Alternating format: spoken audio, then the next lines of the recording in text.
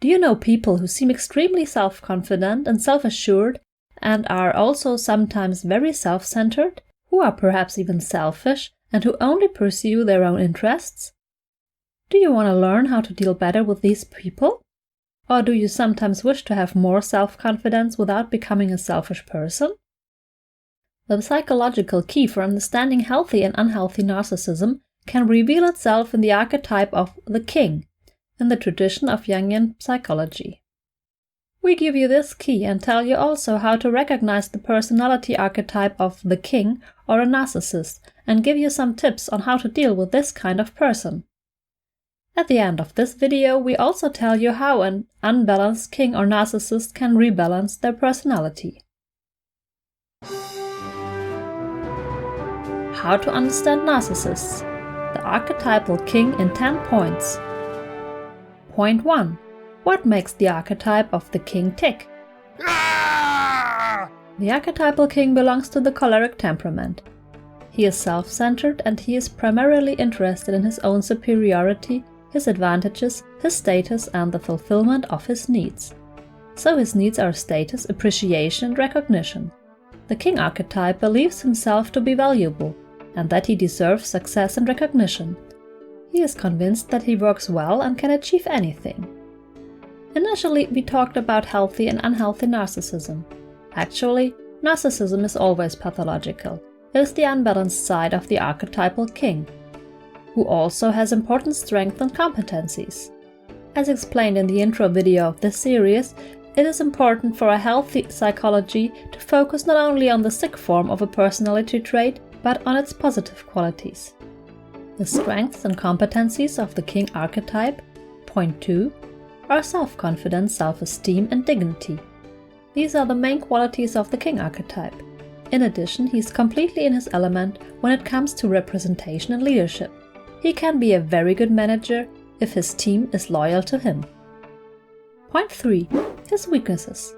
The king archetype tends towards arrogance, pride, egocentricity and selfishness. Your Grace. Grandfather? You wanted to speak to me? Yes. I'd like a report on the meetings of my small council. You're welcome to attend the meetings of your small council, Your Grace. Any or all of them. I've been very busy. Many important matters require a king's attention. Of course. You've been holding the council meetings in the Tower of the Hand instead of the small council chamber. I have, yes. May I ask why? Well, the Tower of the Hand is where I work. To walk from there to here would take time. Time I could otherwise spend productively. So if I wanted to attend a council meeting, I would now have to climb all the stairs in the Tower of the Hand? His ability to empathize with the needs and viewpoints of others is often limited. Point 4. How can the king archetype be recognized? There are some characteristics that allow us to recognize the king archetype as a personality trait. He radiates self-assurance. He sees everything from his own perspective.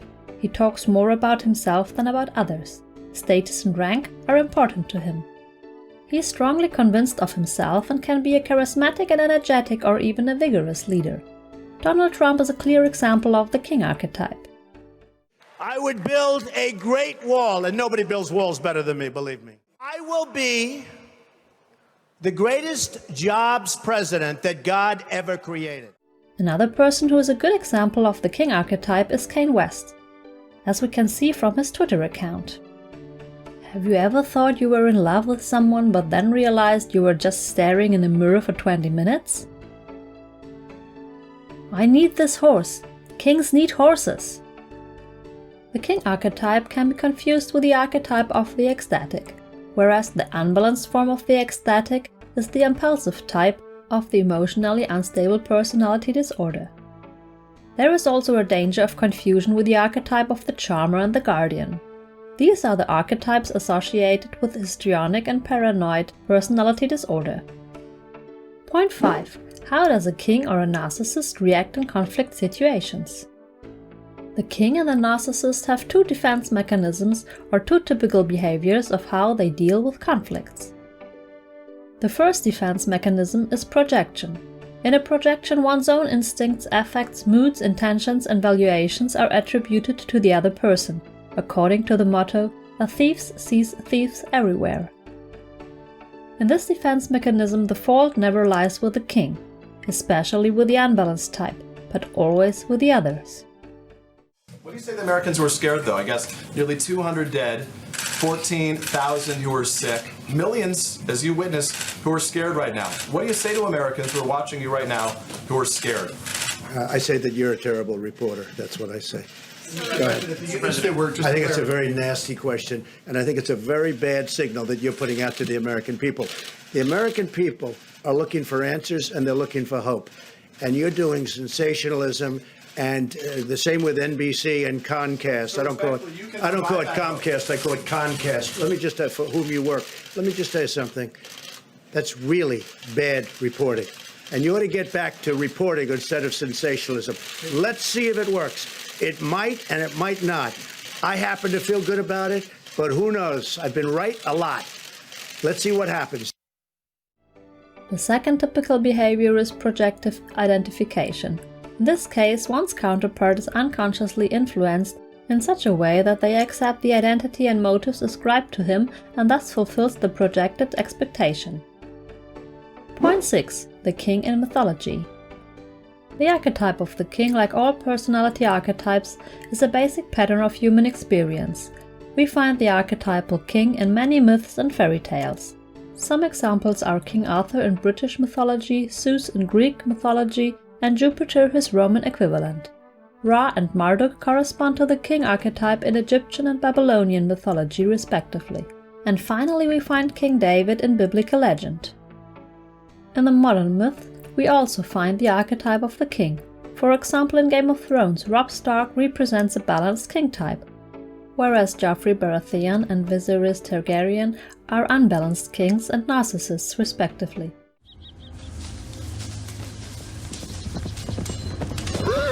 You dare!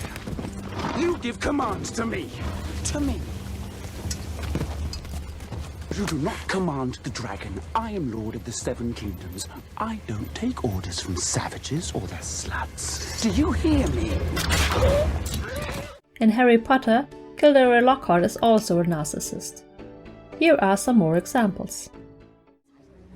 Let me introduce you to your new defense against the dark arts teacher. Me. Gilderoy Lockhart. Order of Merlin, 3rd class, honorary member of the Dark Force Defense League, and 5 times winner of Witch Weekly's Most Charming Smile Award. But I don't talk about that. Yeah, big man in a suit of armor. Take that off, what are you? Genius, billionaire, playboy, philanthropist. Point 7. The king and the hero's journey. The king archetype corresponds to the skills required to successfully complete the 6th stage of the hero's journey.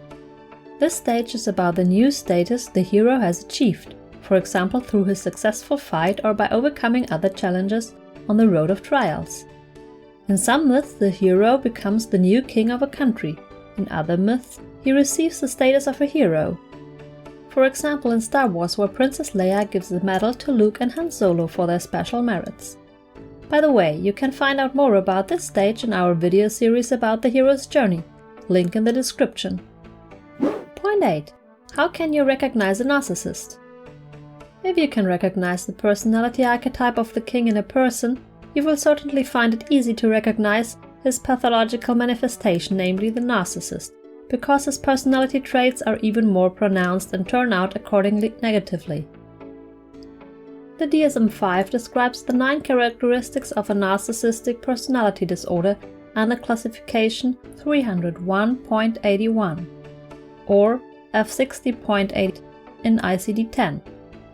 In addition to the characteristics of a specific personality disorder, see the link in the description, the person must meet at least 5 of the following 9 criteria in order for narcissistic personality disorder to be diagnosed.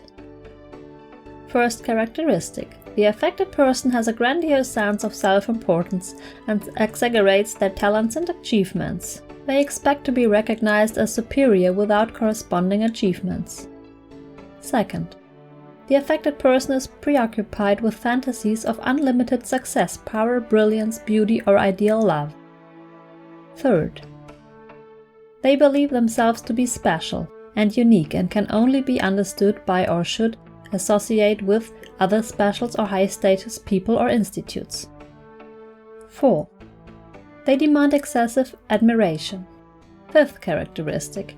He or she has a sense of entitlement, especially unreasonable expectations of especially favorable treatment or automatic compliance with his or her expectations.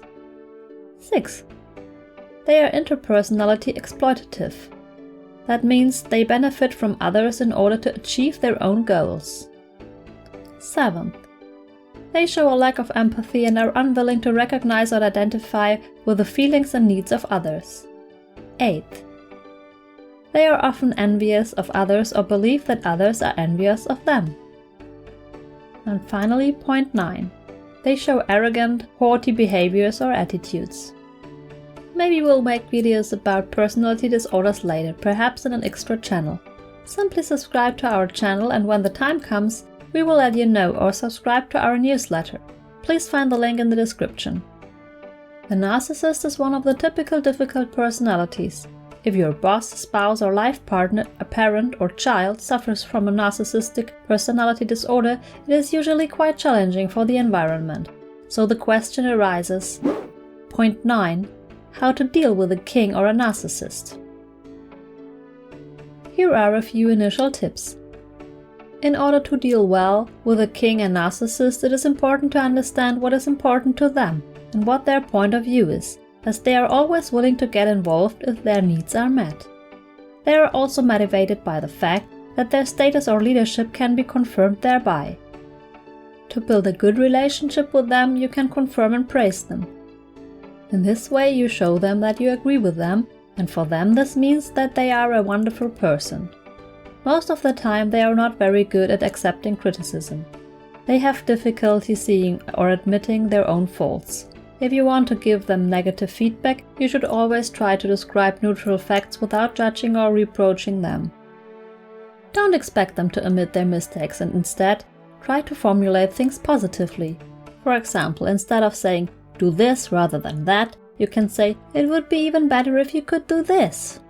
If you want to learn more about how you can better recognize and understand this archetype in yourself and in others, and how you can develop the positive sides of this personality archetype in you and overcome the negative sides, and how you can deal optimally with people in whom this archetype is strongly and perhaps unbalancedly or pathologically developed, whether in therapy, business relationships or in private life, then we look forward to meeting you personally at our seminars on the personality archetypes. Point 10. How can a narcissist bring his personality into balance? It is in his very nature that the narcissist, the pathological manifestation of the king archetype, thinks that they are fantastic and thus would never blame themselves. So they see no need to work on themselves at all. Therefore, it is usually the people who live or work with the narcissist who seek help and support. If the narcissist nevertheless does get the good idea to want to get a grip on their narcissism after all, or if a well-developed king wants to expand his or her skills, or if you want to balance your inner personality archetype of the king, it is a good idea to develop the complementary archetype of the king, namely the archetype of the martyr within yourself. The martyr has in common with the king that he also strives for recognition and status. However, the martyr does not want to be recognized as a boss or an authority figure, but rather to be considered a good person. The martyr is modest and selfless in his respect. He always focuses on the needs of others. To learn more about the archetype of the martyr, watch the video on our channel. Do you see yourself as a king or a narcissist? Do you know people in your environment to whom these personality traits correspond? What do you find particularly difficult in dealing with these people? Which known real or fictitious person with the characteristics of a king or narcissist do you know? Write us your answer and all your questions in the comments. We will make a video at the end of the series in which we answer the questions. We are looking forward to your comments. If you haven't already done so, like and share the video. Subscribe to our channel and activate the bell to be always up to date. Thanks a lot and see you soon.